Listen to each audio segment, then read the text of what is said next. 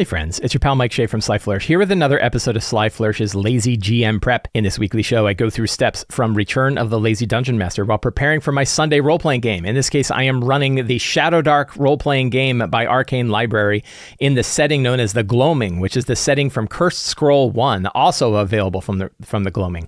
I recently did a poll, I did a tier ranking of all of the campaigns I've run over the past 10 years, and the Gloaming was an S-tier campaign. I have been really enjoying this campaign. My players have been enjoying this campaign. We love the story that we've been evolving through, that we've been working through, and we've really enjoyed the Shadowdark role-playing game system. I like both, so it's been a really excellent time. This show, like all of the work of Sly Flourish, is brought to you by the patrons of Sly Flourish. Patrons get access to a dedicated Discord server to join other lazy GMs while we talk about our games. They get access to a whole bunch of tools and adventures and other things on the Sly Flourish Patreon itself to help them run their games, and they get access to the Patreon Q&A, but most of all, they help me put on shows like this. They help support all of the work that I do. To the patrons of Sly Flourish, thank you so much for your support, and if you are considering it, you can find a link to the Patreon in the show notes. So last session, our group made it down to the Vile Well. We only had 3 players last session, I think. We had a bunch of people. I had 3 of the 6 out, and I said, even if we have 3, I'm going anyway. And so we went anyway, and I totally don't remember what happened, so I should look back. This was on May 19th. So they were down, that's right, they were down in the Mire Castle ruins, which is where the Green Knights were. They had the sphere, which they found out was like an infernal sphere, the sphere that was used specifically to like open up, portals to hell and things like that. And it's a really nasty artifact. They grabbed that up. It did kind of show, I think that I did sort of a Palantir kind of thing where the character picked it up and failed a check, and that meant that Saint Yidris, who has another one of these spheres, knows that they have it, like knows that things went bad. So there was a bit of information getting passed to the villains because of the characters picked it up. They got the sphere, which gave them some experience points, and then they went to the next chamber and found the Emerald Blade. And the Emerald Blade kind of in the hands of the queen, the Night Queen of Titania. So they got that too. Then they made their way out. When they made their way out, they found a bunch of dead bandits and stuff like that had been shot through with a bunch of arrows. And like, that's weird. And then they started making their way east, planning to go to the Vile Well. They said, yeah, well, we have a quest to go take care of Saint Yidris, but instead we're going to go to the Vile Well because we know we got important things to do there. So they were heading to the Vile Well. Then a bunch of Blackhoof centaurs, I think it was like 4 centaurs for the 3 characters, showed up. And they said, hey, we think you just came out of the Mire Castle ruins and took a bunch of crap. We're going to take that crap from you because we're going to bring it to Titania to get across to the Feywild and get the hell out of this place. Get it to the realm of the Fey and get the hell out of this place. And they got into a fight with them, and I can't remember if they killed any centaurs or they just knocked them out. But I think eventually the centaurs realized, oh, wait a minute, you're wielding the Emerald Blade. You wouldn't be able to wield the Emerald Blade if you weren't a Knight of if you weren't a Green Knight. Like if that blade would not let you wield it. So they immediately said, oh man, we're sorry. And I don't think that any major kind of outcome from that happened except that the centaur said, oh, yeah, we're sorry. And we're going to, and I think they negotiated a little bit. I can't even remember what happened. It's so funny. And I didn't write any notes down because who would do that? I should have my notes. Hang on. I did write some notes down. I handwrote my notes on my sheet here. Go through the Trapper Keeper. Got my map of the Gloaming. Here are my notes. Yes. So the turnstile. Why did I write the turnstile down? Yeah, we had one fun thing, which was Calum, the elf wizard, was down, and Uralt fed him these healing mushrooms. And so I had Calum make a check, and he got addicted to the mushrooms. So now he needs to eat one of these mushrooms every day. I came up with like a system for it. Like he has to eat a mushroom every day. If he doesn't, then for 3 days, he takes like a -1 penalty to everything, cumulative, until he breaks his habit or he keeps eating mushrooms. So, he might be in a situation where he just has to keep being fed mushrooms every day. So that'll be kind of interesting. They went down into the Vile Well. They found a golem that dragged dead carcasses into the central hole down down the central well. They also found a bunch of kobolds that were up above maintaining the outside of the well. So that was something else that they ran into. And they had some questions about what was down there. They learned more about the Shimmering Valley. And then they went on down. The kobolds were afraid of them because they said they thought they were knights of St. Yidris that were going down there, and or followers of the demon god Ramlot. They learned about Ramlot while they were down there. So they dealt with the kobolds. They didn't deal with them. I mean, they just had a conversation with them. And then they went down and they found a stone golem, and that's where we're going to begin today's session. So what we will do is we're going to make a new session template today. We are using Notion to do our campaign planning. You too can use Notion and learn about using Notion by clicking in the show notes. I don't know how much longer I'll be using Notion. I think when I do my next campaign, I'm probably going to switch over to Obsidian because I've been really enjoying Obsidian for doing my game prep. I am not saying that everyone in the world should switch. I'm not saying that Notion is terrible and oh my God, we all need to switch. I just have been enjoying Obsidian. Today's date. I don't need to do it. I can do L date. Look at that. Boom. 26 May 2024. So Morrigan is going to be back. The player who is playing Morrigan, our elf warlock. Morrigan's father is who they are rescuing. Haldrin the Sorcerer is Morrigan's father. And that is, so she's going to be particularly interested in going down to the Vile Well and finding out what's going on there. Irina, the elf warlock, who's secretly of Almazot's. The player will not, I don't think the player is back. I'm not sure. Maybe back. Uralt, the former Knight of St. Yidris, should be there. Lauren, the Goblin Scout Leader, will be there. Dazder, the Human Witch Frog Shaman, will not be there today. And Calum, the Wizard, will be there today. Calum. So those are today's characters. The strong start would be the Suspicious Golem. A glyphed golem, a very old golem, glyph stone golem, dragged a carcass of a beast out here to the central chamber. I think it's going to stare at the characters for a bit. I was thinking about this because I was like, I don't know what the hell to do here, right? And I was like, I don't know, it's not going to go, and everybody's going to realize I don't know what I'm doing. They're all going to laugh at me. And I was trying to think about what would be cool to have, like what's going on in this place. So to give you a little idea, we have a map of what this is about. This is the Shimmering Valley. And the characters are probably starting off. Where are they going to start off? So we have kind of some interesting places here. I have a feeling this location right here is going to be where the town is, that there's a town hanging right on the edge of the Shimmering Valley. All this open area on this map is a big rift. It goes deep down. Over on here, to the right, will be a waterfall that flows down. But this rest of this is this deep rift with like a narrow walkway that goes around either to the north or to the south into this area. And then in here to the north is where the citadel that they're headed to exists. So there's like 3 locations, but I have these sort of areas here where they could drop, and there's a door. I don't have to have the door. I could skip the door. Maybe I'll just remove, I'll talk about like that. There's no door down here. So there's the Vile Well. Although there's this pool here, right? Which it makes sense where like the Vile Well is. I'm just using this map as a rough map. And my idea is that there is a Drider down here. I don't know if there is a Drider. There is a level 6 Drider that's down here. And I think the Drider is a cursed elf who used to be a Green Knight and betrayed the Green Knights and was cursed by Titania for supporting St. Yidris. And then was kind of thrown down here and now has lived for centuries down here in the Vile Well and is protected by some number of spiders. We could have Ettercaps. It could be supported by Ettercaps. That could have been like his squires. That might be kind of fun. Let's just see if there's any other good spiders. Void spiders are like and regular spiders are too low. Giant spiders so you could have giant spiders, or we could have Ettercaps. I think it would be fun to do Ettercaps. We need a name for this Drider. I'll pick an elven name. I think I've already done that. Arlamas. Arlamas is cool. We'll go with that. And we want a page number for the Drider to save ourselves a little time. 12. And his pages, we're going to have Etter caps. Whoops. Page 216.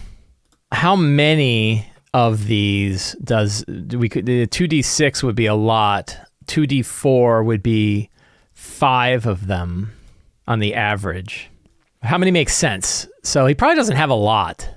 So he probably has like 1d3 plus 1, right? That would be between like 2, 3, and 4 pages that support him, right? Does that about make sense? Like how many of these things? He probably has at least 2.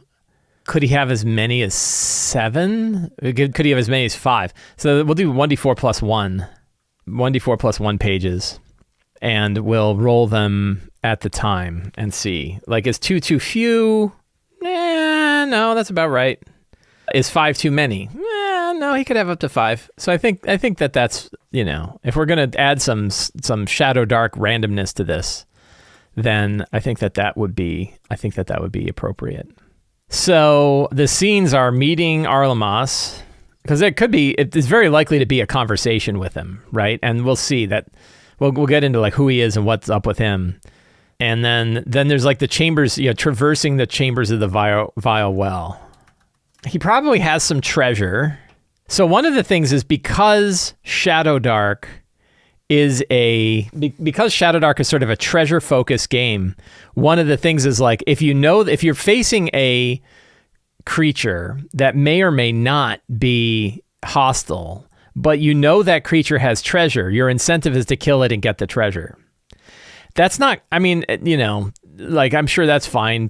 People play however they want to play, but it would be nicer also that if like they can they get the equivalent experience points, from the quest of, from following through with the quest with Arlamas instead.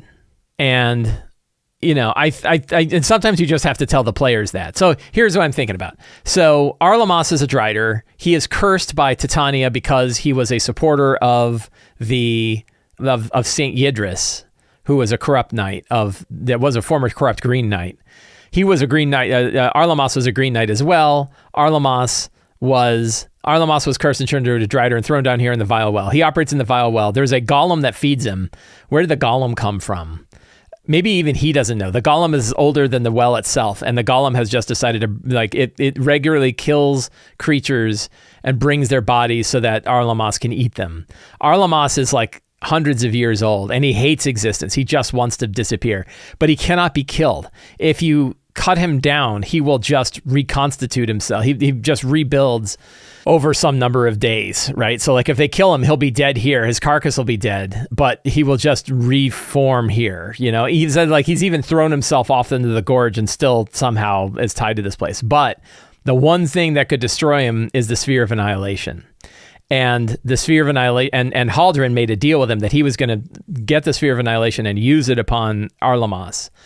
And if he does so, that will release him from, the curse. Only the Sphere of Annihilation can do it.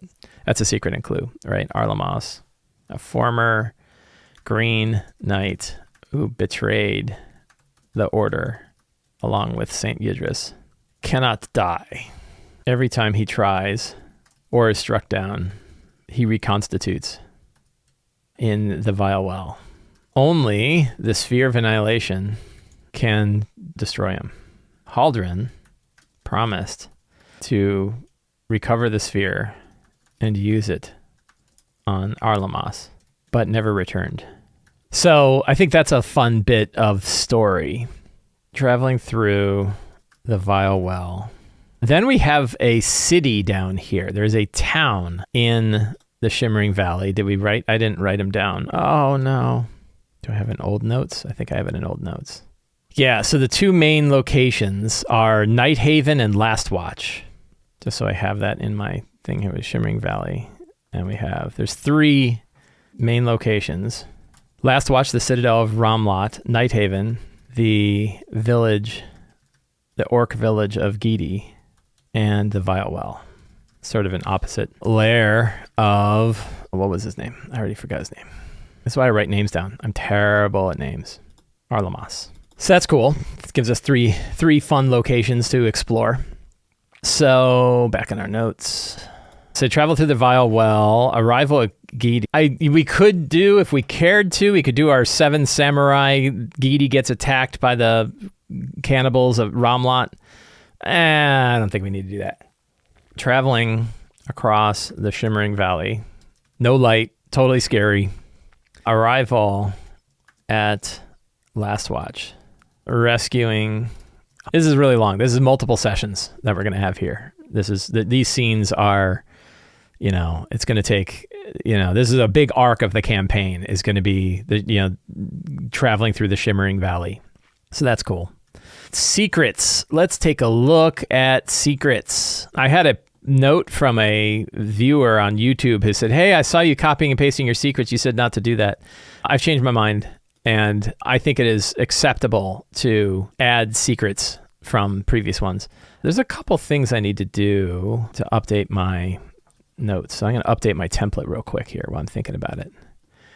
I now notice 2 things with my core template. One is I no longer need that because I want to make the template more printable, easily printable. So I'm going to pull out some of these prompts because I know I'm not going to want those in my print version. There, that looks good. I don't think I need session notes because I'm not running online. Do I even need treasure, really? I'll keep it, but I don't really use it. So now the template is set for next time because we roll random treasure almost all the time. This is a question I've been meaning to ask Kelsey this question. I meant to bring this over to the Shadowdark Discord server and ask, do we feel, this is a question that came up with my players and I, particularly for wizards, do we feel like the G should be populating the world with scrolls that contain new wizard spells for wizards particularly, or are we just counting on random treasure? I have a feeling that GMs only need to worry about random treasure and never really, I don't want to say the intention. There's an intention. Obviously, you can do whatever you want. Like once you buy the game, you can do whatever you want with the game. But I always like to kind of think back to like what the intention of the game is. And I think that a fundamental truth of Shadowdark is that it is a very randomly focused game. That it really, really depends on die rolls for how the game is going to go. And that it's built that way. It's built fundamentally around randomness. The randomness of how you do your stat generation. The randomness of hit points.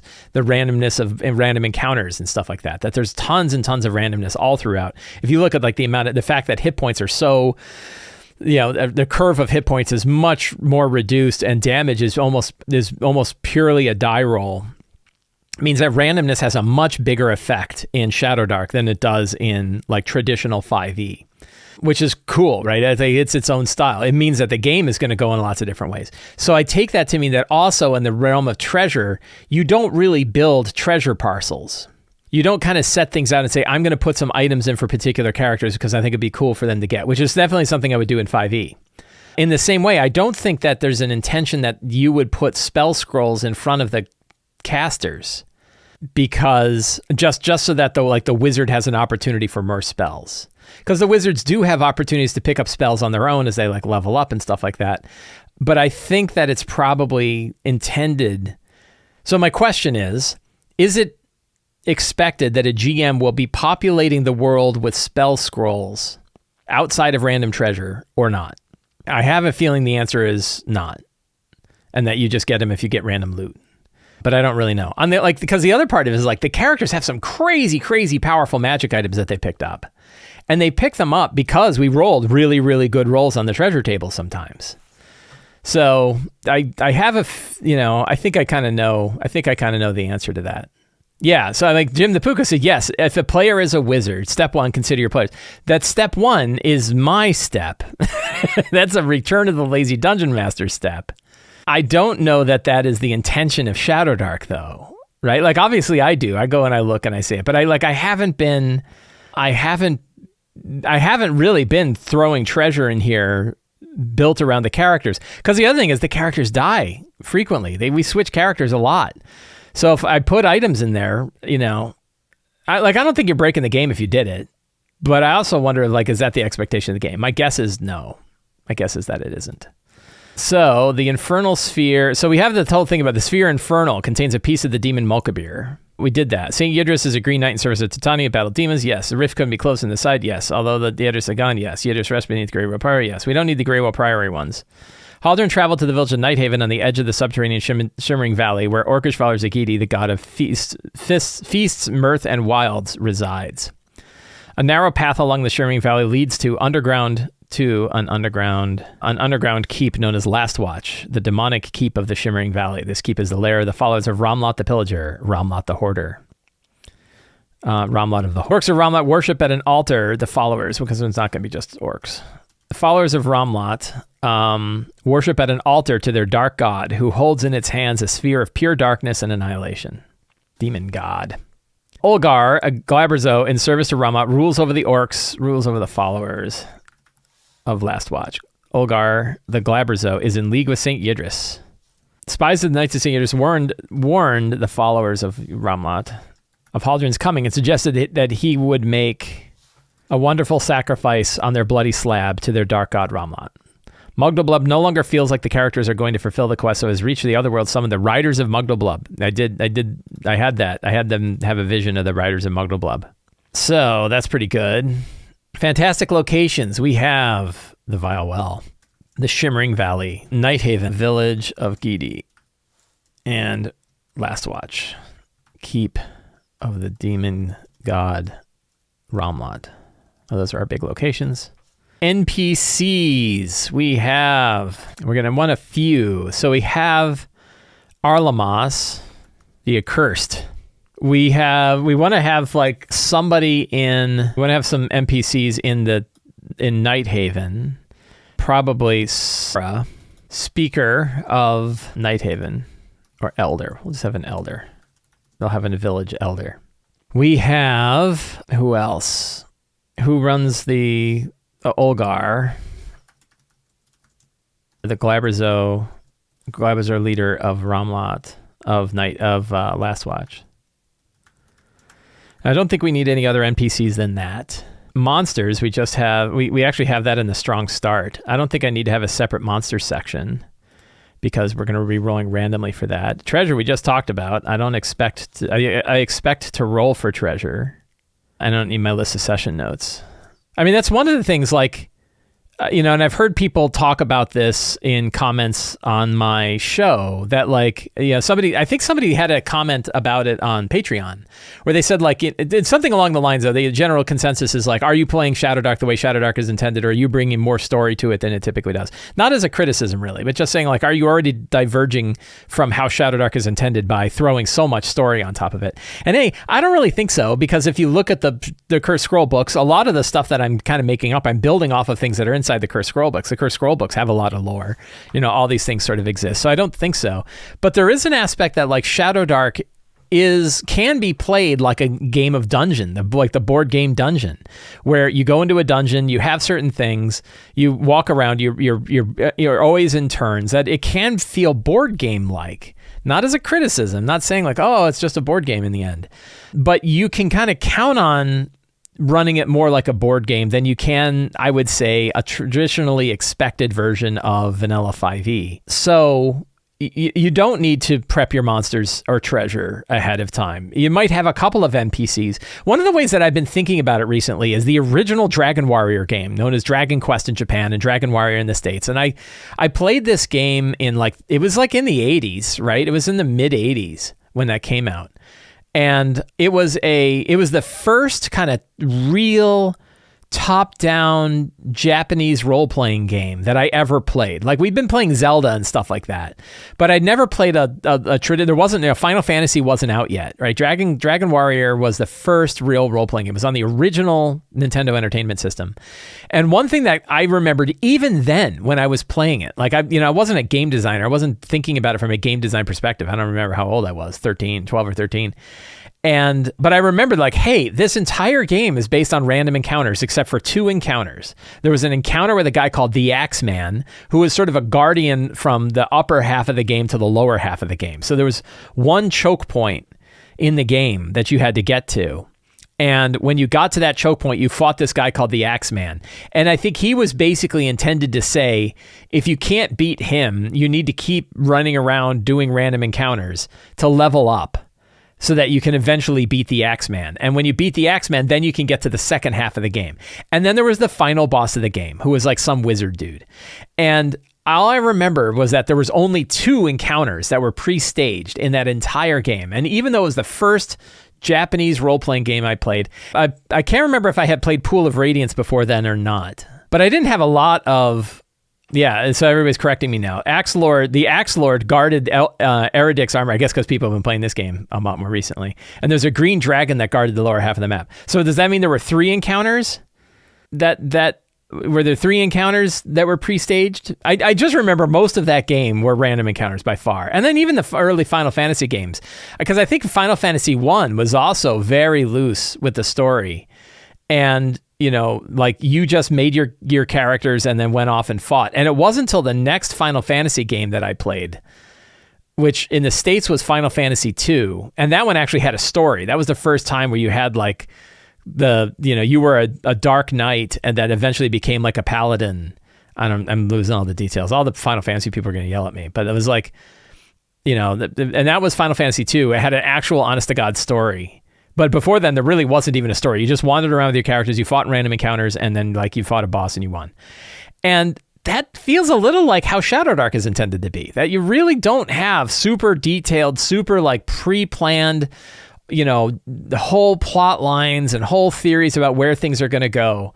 That instead, it's like you wander and you get caught in the dark and you lose your torch and you roll a die to see if you get hit with a random encounter and you see what comes from that. And that's fine. Like, it's a fine way to play. And I'm probably putting more story on it in mine. And I have some character-driven story narratives going here with the recognition that that character could die at any minute. And almost all of the other characters have died. Only one character now has survived all this time. And there is a story that surrounds her. But I'm also ready for her to... I've thrown her in positions where she almost died. She was within 2 dice rolls. She had to succeed on 2 separate die rolls to survive, and she rolled and succeeded on both. So I think it works out.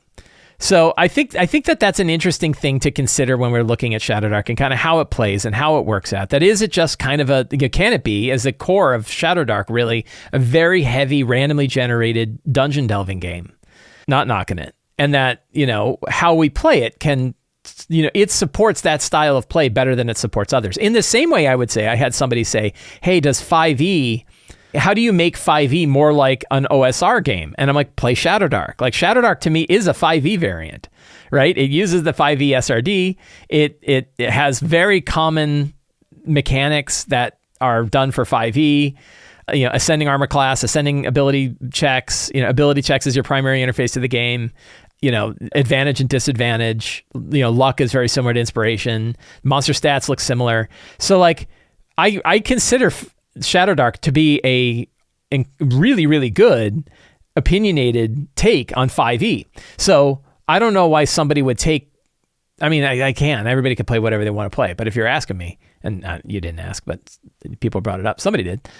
If you wanted to make 5e more old school, like, what would you do? And my answer is, I would probably, if my players are into it, I would probably make it more like Shadowdark. I would probably run Shadowdark, right? Because I think Shadowdark handles that stuff. If it covers a lot of stuff, like there are no cantrips. Like there isn't an easy way to just have light all the time. There isn't an easy way to have food and water all the time. That encumbrance matters, rations matter. If you want that sort of old school style, you have to do a lot of modifications of 5e to get there, and Shadowdark's already done it for you. And you can get the quick start guidelines for free. I don't know. I think GMs are more interested in that idea than players might be from a 5e perspective. I think 5e players like to have meaty characters where they have lots of agency and they have lots of capabilities and they grow in power and they don't run out of spells because they have cantrips and stuff like that. And they don't want to have to worry about stuff like lighting and encumbrance and stuff like that. So that means you want to have players who are interested in that style of game in order to play it. I don't know that you can drag them into the old school style if they are not interested in going there. That's, my thoughts on it. And I don't think any of that is like, that's a loosely held opinion, right? Like, you can certainly convince your players to try it out, and it could be a lot of fun. I think I have been surprised by, and I think my players have been surprised by how much we've enjoyed Shadowdark, given how simple the mechanics are and given how experienced we are as players. And everybody at the table is a GM, right? Our entire Shadowdark game are made up of GMs. So they know lots of games. I mean, like at least one of them has made their own RPG, right? Like, so we have lots of different experiences, and yet people still are really enjoying it. So yeah, I think there's something to be said for that. We have 8 secrets. What other secrets might we run into here, particularly involving... Do we have any other secrets about Arlamas? I think we're good on Arlamas. Any secrets about the village of Nighthaven? Why is Nighthaven here? Like, how did Nighthaven form? I think the idea of like there are creatures who simply prefer the dark and yet aren't interested in power and conquest. They've come to Nighthaven. Nighthaven's geographical position makes it easy to defend. They mostly have to worry about aerial attacks. So they all learn from an early age how to fire a bow. I think that's kind of fun. Who would the principal of, like, who's the hero of Nighthaven? I don't have any dice down here. I took my dice and I put them somewhere else, and I have a D20 somewhere. There it is. I have this giant metal D20. Look at this thing. Throw it, put a hole through a tank. So let's see. 1, 2, 3. So how do I divide it? We'll do like 1d20 divided by 3. So I rolled a 20. 20 divided by 3 is like 6. So a human, 19. Una. I don't want him to be a human. Well, dwarf, goblin, halfling, or half orc. And I'm going to make half orc just orc. I'm going to add, yeah, because we have goblin on there. 1, 2, 3, 4. So divide by 14. It would be like 12 is what? 3? Is that right? 2. Goblin. So there is a goblin hero named Squog. Mort. Mort, flame shot, firebolt. Mort, firebolt. It has humans, dwarves, halflings, goblins, kobolds, and orcs. It's got a good mix of different species here. That's pretty good. Any other little tidbits? How about the Shimmering Valley is said to be a wound in the deep earth hewn by Ramlot's axe in a battle in a battle of the old gods. The shimmering comes from the spirits of the underworld, still grasping for life above. I think that's pretty cool. Do I need anything else? Now I got plenty of secrets, so I think we're good there. So I think I got a lot of good stuff here. So one thing I want to do, we're going to mark up my map. I have this map in the lower area here, and I like to mark it up with a pen and a piece of paper. So we're going to take a minute here, and I'm going to mark up my map, and then I will take a picture of it and show everybody my awesome handiwork with my phone. Just lost the cap of my pen. So the Vile Well, we're going to kill some of these doors, and we're going to have the lair of Arlamas. We're going to have the Vile Well, which has carcasses and stuff in it. We have the southern area. What if it's like the breeding pool of, and maybe this is the pool, the resurrection, what's like the bad version of resurrection? I guess we could just call it the resurrection pool. And this is where resurrection pool of the accursed. So that is where Arlamas is reconstituted, along with some number of ettercaps that support him. So like he always has, somewhere between 2 and 5 ettercaps following him around.